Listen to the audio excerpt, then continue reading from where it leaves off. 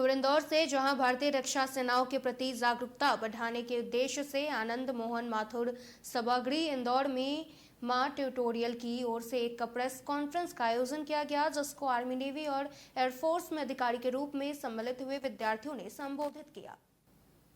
दोनों क्लियर किया तो हम सभी के लिए ये बहुत ही गौरव की बात है और मैं चाहता हूं आप लोगों का सहयोग, मैं उम्मीद कर रहा हूं कि आप लोगों के माध्यम से लोगों तक ये जागरूकता पहुंचे कि RIMC जिसमें 25 सीट ऑल ओवर इंडिया में, NDA और टेक्निकल एंट्री स्कीम पूरे ऑल ओवर इंडिया में, आशीष जो इंडियन एयरफोर्स ज्वाइन हुआ था, जब मैंने रिटर्न के लिए ज्वाइन किया था, स्टार्टिंग में सर ऐसा लगा था कि नहीं हो पाएगा, क्योंकि ये सर हमेशा मेरा माँ बाप का सपना था कि उनका लड़का ऑफिसर बने।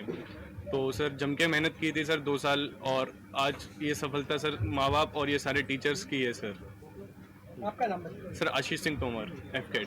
वो संस्कार पेरेंट्स देते हैं क्योंकि सोसाइटी बदली हो रही है। Both the parents are working, husband wife दोनों वर्क कर रहे हैं, वो बच्चे के ऊपर उतना ध्यान नहीं दे पाते, पहला। दूसरा, अगर वो खेलने जाता है कहते बेटा बैठ के पढ़ाई करो। आज सवेरे ही मैं एक बच्चे से इंटरेक्ट कर रहा था, वो 13 घंटे की कोचिंग करता था। उसको 5 साल से इंदौर में है, उसको ये नहीं पता कि राजवाड़ा किधर है। तो मैं धन्यवाद देना चाहूंगा इन विद्यार्थियों के माता पिता का, जिन्होंने ये दृढ़ संकल्प लिया कि वे उनके बच्चों को भारतीय रक्षा सेनाओं की सेवा के लिए समर्पित करना चाहते हैं।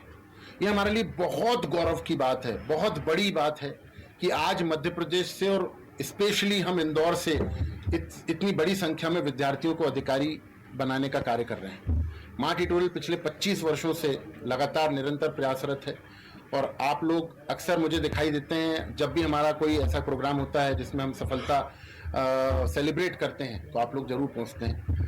हमारे बीच में आर्मी, नेवी, एयरफोर्स ज्वाइन करने की जो परीक्षाएं होती हैं, NDA, CDS, FCAT, इन सभी परीक्षाओं में सफल हो चुके विद्यार्थी मौजूद हैं जो अब रक्षा सेनाएं ज्वाइन करने जा रहे हैं। तो मैं बहुत उत्साहित हूं। हमारे बीच में प्रिंस मौजूद हैं, हमारे बीच में अथर्व अग्रवाल मौजूद हैं जिनका सिलेक्शन RIMC के लिए हुआ है, जहां पूरे ऑल ओवर इंडिया में 25 सीट हैं केवल। की बात हो रही थी कि जैसे इंजीनियर्स जो हैं, आजकल बहुत क्रेज है स्टूडेंट्स में कि उन्हें इंजीनियरिंग करनी है। तो मैं ये कहना चाहता हूँ कि अगर आप इंजीनियरिंग करते हो IIT जैसे इंस्टीट्यूट से, तो कंपनीज आएगी और वो आपको मैनेजमेंट के लिए लेकर जाएंगी। बहुत कम होता है कि आप मल्टीनेशनल कंपनीज में जाकर वहाँ इंजीनियरिंग कर रहे हो इंजीनियरिंग डिग्री लेने के बाद।